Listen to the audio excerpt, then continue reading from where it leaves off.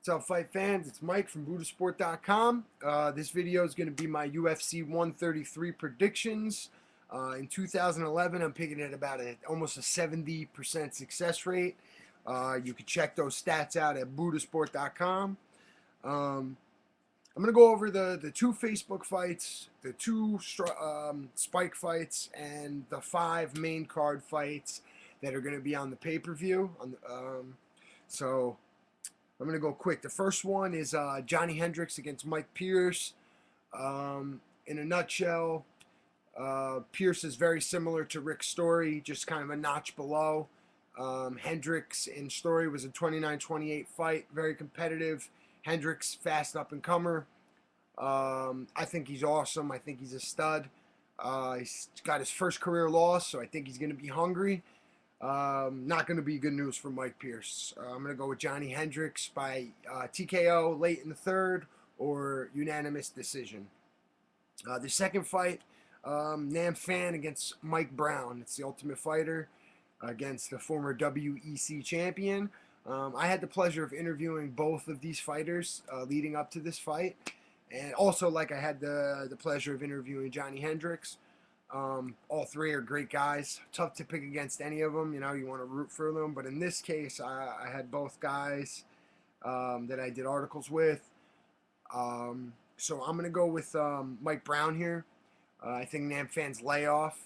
He's been injured. Last time we saw him was the robbery. The judges robbed him against Leonard Garcia. So I'm going to go with Brown because I think he needs it. He's lost 3 out of 4, 3 of his last 4. He's a former champion, and if he loses this fight, he could be a former Zuffa employee. So I'm looking for him to really be desperate in this fight, pull out the wrestling, just grind out a decision win, really. And he needs to. I think he needs it more. I think he's going to be hungrier, and I think he's going to get the job done.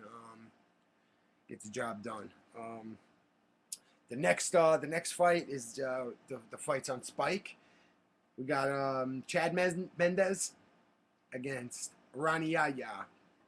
Now, Chad Mendes is a noted quote-unquote lay and pray fighter.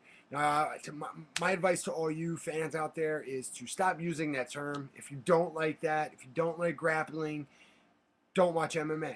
It is what it is. Wrestling is a part of mixed martial arts. In the current way the judging is, top control is considered octagon control. This isn't K1. This isn't boxing. Every fight isn't going to be a slugfest. So every once in a while, we need a fight that goes on the ground. Ronnie Yaya is well aware that Chad Mendes is going to try to take him down and stay on top of him. He's had an entire camp to try to implement a game plan or implement his skill set to stop Mendes from doing that. So if that is what happens, then Mendes was the better fighter that night. So with that being said, I'm going with Chad Mendes by a unanimous decision. I think his wrestling will nullify Yaya's jiu-jitsu.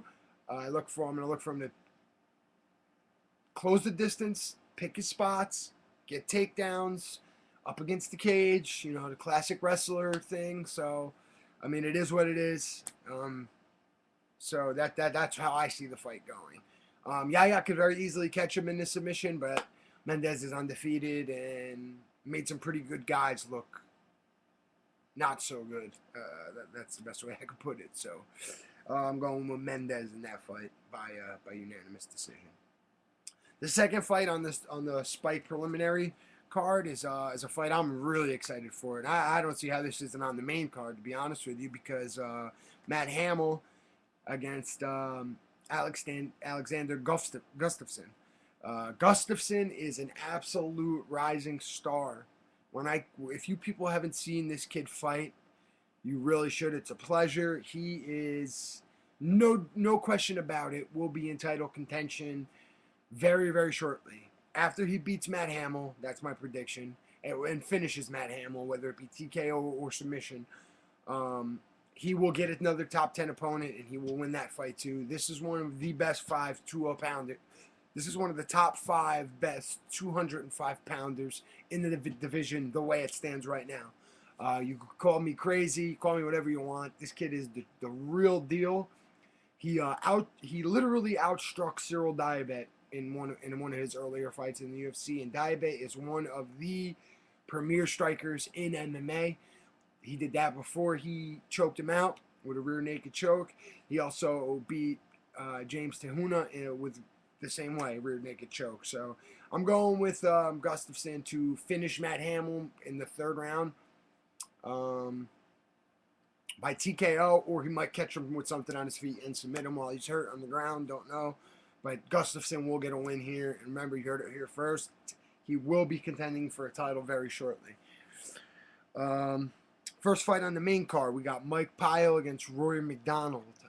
Pyle is your classic grinder. Again, he likes to, just grind it out. He's a very tough guy. He's coming forward. He's trying to take you down. He's trying to put you up against the cage. He's taking your best shots.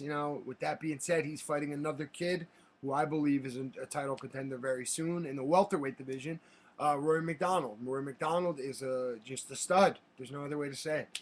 He's a freak, I think. He's 22 years old. He has one loss, and that one loss was to Carlos Condit.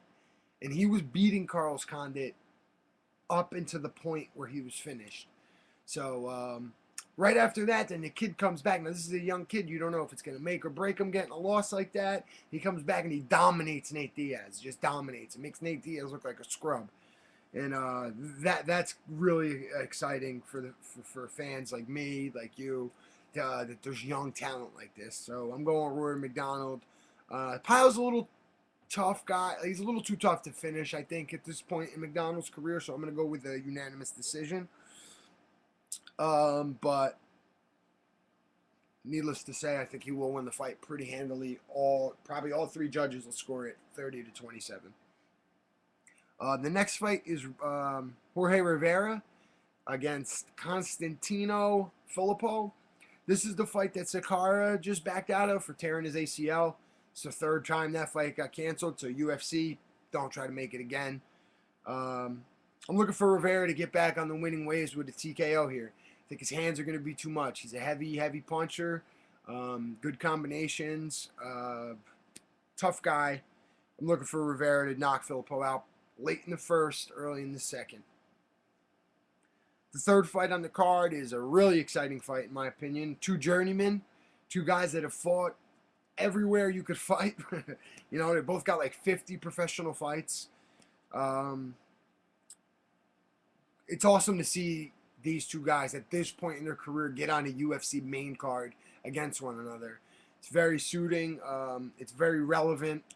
And I'm really excited to see it because Dennis Hallman is a really tough guy. He has one loss this current trip in the UFC, and it's to John Howard. He was winning the fight the whole time. He gets finished with 10 seconds left, or inside of 10 seconds. But outside of that, he beat Carl Parisian. He's won like 3 or 4 in a row, something like that. I don't have the names right in front of me, but Hallman's on the tear. Ebersol, the first time we got to see him in the UFC was against Chris Lytle, a fan favorite, and he looked fantastic. Cartwheel kicks and doing all kinds of unique strikes and just taking chances. It just looked like a really fun fighter. So for anybody who hasn't seen him fight, look for Brian Ebersol. They're actually calling him T-Was or Twaz or whatever on the internet for the White Anderson Silva, which is pretty funny. He does the whole chest hair thing and whatever. He's just a cool guy. One of our Buddha Sport writers, Dave Herbert, shout out to Dave, had the pleasure of doing an article with Brian, and he was a really good dude. So we appreciate that. So we're going with Ebersol by decision in this fight. The co-main event of the evening is what I think could be the fight of the night. Akiyama against Vitor Belfort. Akiyama's chin is awesome. Guy is an exciting fighter. He never seems to win these fights, but he puts a great show on. I think his last 3 have been fight of the night. The Belcher, Bisping, Lieben, So I don't see why the Vitor fight can't be the fight of the night. Now, Vitor's speed and power with Akiyama's chin, with his style of fighting has all the makings. So that's my prediction for fight of the night, and I'm gonna go with Vitor Belfort by late TKO. I think I'll catch him late. I think Akiyama will hang in there for the first and second round, and eventually get knocked out. So I'm going with Belfort there. Now the main event. We talked a little bit about ring rust during the when I spoke about the Nam Fan Mike Brown fight. So I think the same thing is gonna happen with Rashad here. I think 14-month layoff is too much. Tito has all the momentum. I don't know if I'm just saying this because I want Tito to win, if this is my heart talking or whatever, but I think it's a pretty good matchup for Tito. I don't think Rashad can knock him out. I don't think Rashad's going to out-wrestle him. I don't know. I think Rashad's going to be a little sluggish, and I think Tito's going to grind out a decision win here. I think Tito's going to shoot those powerful doubles look like they're coming back. You know, he says he's healthy still, and his wrestling's back, and it looked like his stand-up looked a little better. He caught Bader with a big shot before he finished him. So I'm going with Tito. I think it's his time. I think he has the momentum. I think it's a great situation for him. I think he won the first fight. If it wasn't for the point deduction when he grabbed the fence. So I'm going with Tito here. By unanimous decision, I'm going to go with. So those are the picks. Tito, Belfort, Ebersol, Rivera, McDonald, Gustafson, Mendez, Mike Brown, Johnny Hendricks. Those are my picks. I'm picking over 70%. So if you want to win some money, take those picks in mind and send me a check. 10% is what I charge. As always, check us out. BuddhasportMike.com, best website best website out there, and follow me on Twitter at BuddhasportMMA. It's BUDDHA Sport MMA. Thanks for watching, guys, and stay tuned for future videos.